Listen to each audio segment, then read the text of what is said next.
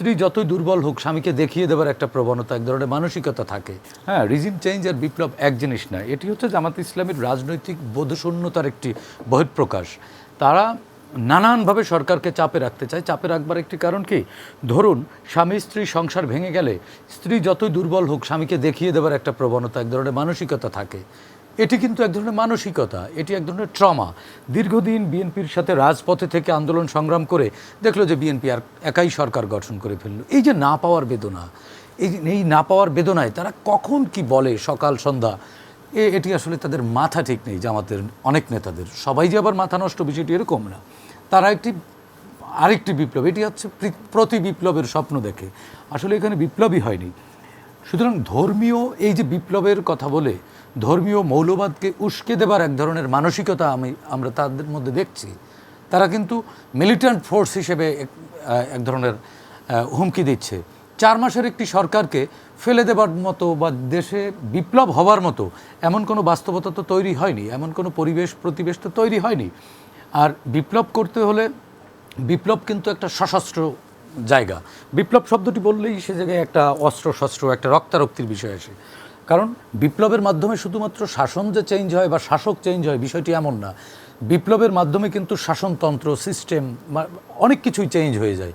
গোটা রাষ্ট্র কাঠামো পরিবর্তন ঘটে। আমরা 24-এর গণ অভ্যুত্থানের পরে কিন্তু রাষ্ট্র কাঠামো পরিবর্তন করতে দেখিনি।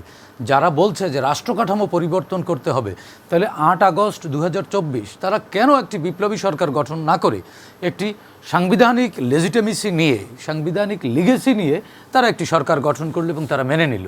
তার মানে বিপ্লব 24-এ তারা কখনোই চায়নি, তারা চেয়েছে ক্ষমতা। বক্তব্য রেখেছে এটি বিপ্লবী সরকার গঠন না করে তারা ভুল করেছে, খেসারত দেন।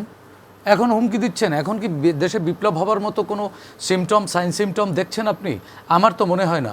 দেখুন, গত 4 মাস এই সরকারের বয়স, 4 মাসের মধ্যে আন্তর্জাতিক নানান ধরনের চাপ ছিল, আমাদের অর্থনীতির উপরে চাপ ছিল, আমাদের এনার্জি সিকিউরিটি নিয়ে থ্রেটে ছিলাম আমরা। এরপরে এই সরকার একটি ভঙ্গুর অর্থনীতির উপরে দাঁড়িয়ে যাত্রা শুরু করেছে, সেই জায়গাটির থেকে কাটিয়ে উঠবার চেষ্টা করছে। বিপ্লব কিন্তু কোনো রাজনৈতিক দল করতে পারে না। বিপ্লব করতে হয় কিন্তু একটি সংঘবদ্ধ গ্রুপ, সেটি রাজনৈতিক দল নাম দিয়ে হয় না। আপনি দেখুন, রুশ বিপ্লব কোনো রাজনৈতিক দলের বিপ্লব সেটি? আপনি দেখুন সব ভিয়েতনামেও তো এক ধরনের বিপ্লব হয়েছে, সে জায়গায় কি কোনো রাজনৈতিক দল এভাবে ঘোষণা দিয়ে করেছে? এটি এক ধরনের মিলিট্যান্ট জিনিস। বাংলাদেশের মানুষ চরম বামপন্থাকেও কোনোদিন মেনে নেয়নি, যারা বিপ্লব করতে চেয়েছিল স্বাধীনতা পরবর্তী 71 সাল পরবর্তী, যারা জাসদ গঠন করে একটি বিপ্লবী সরকার গঠনের স্বপ্ন দেখেছিল। আপনি জানেন যে 7ই নভেম্বর, হ্যাঁ, সিপাহী জনতার বিপ্লব, সেটি বিপ্লব কেন জানেন?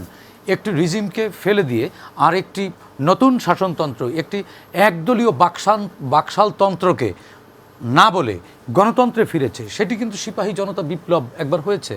হ্যাঁ, জিয়াউর রহমানকে জেলখানা থেকে ছাড়িয়ে এনে তারা রাষ্ট্র ক্ষমতায় বসিয়েছে। সুতরাং বিপ্লব বলে মেঠো বক্তব্য দিয়ে বা মানুষের কর্মীদেরকে চাঙ্গা করার জন্য এক ধরনের অস্থিরতা সৃষ্টি করা, এটি কেবলমাত্র পলিটিক্যাল রেটরিক, শঙ্কিত হবার কোনো কারণ নেই, কোনো শঙ্কাই তো নাই। তো শঙ্কিত হব কেন? আপনাকে ধন্যবাদ জানাচ্ছি।